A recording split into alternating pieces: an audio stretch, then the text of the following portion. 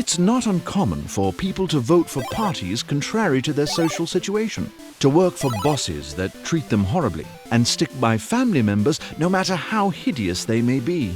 Instead of rioting, quitting their jobs, or moving out, people may accept more taxes, request more hours at lesser pay, and continue to live in their mother's basement. For French philosopher Gilles Deleuze and militant anti-psychiatric Félix Guattari, the desire for oppression comes from the belief that people should repress their desires.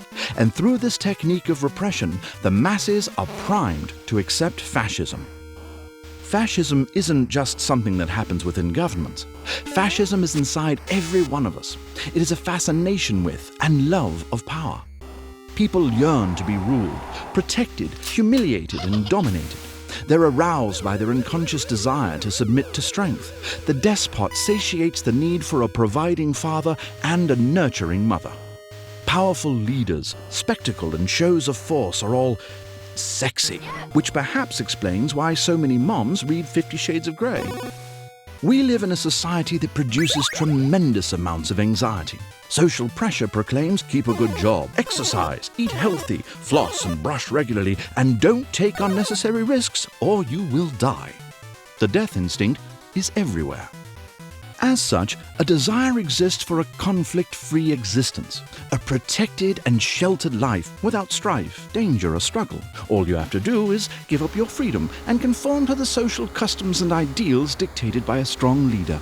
This desire for oppression isn't just a social function, it is a psychic phenomenon, spread and sustained by traditional Freudian psychoanalysis and its concept of the nuclear family, mommy, daddy, and me.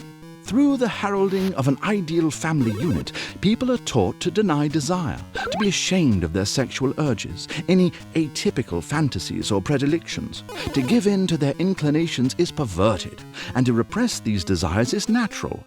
To Deleuze and Guattari, traditional psychoanalysis is part of an entire social schema dedicated to making people feel inferior, scared, and inadequate. Whole professions are dedicated to making you feel sick in order to sell a cure. They attribute this mental conditioning to the Freudian figure of Oedipus.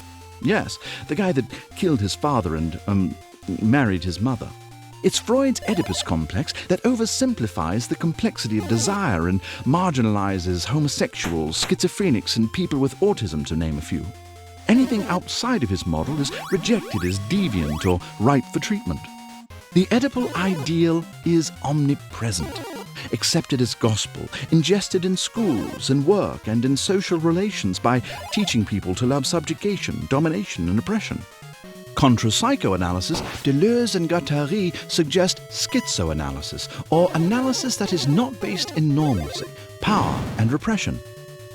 Against Oedipus, they prefer anti-Oedipus, a fascist-fighting, desiring machine. Against the sort of church of psychoanalysis that causes people to accept despotism, they ask that we allow desire to be freed from the chains of Oedipus. So, viewer, what do you desire? Wait, was that creepy? It was creepy, wasn't it?